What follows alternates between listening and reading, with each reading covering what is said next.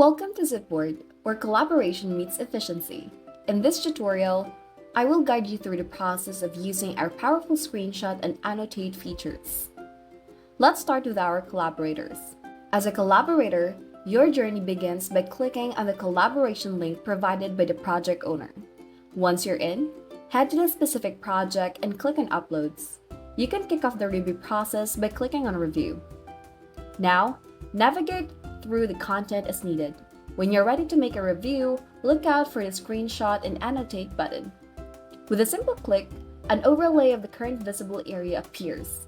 Use the intuitive tools on the left to annotate and make notes. Hit Enter to save, close the overlay window, and seamlessly continue your review journey. After you've added all your insightful reviews, check them out in a visually stunning slideshow. And guess what? You can easily share this slideshow with other stakeholders for collaborative review.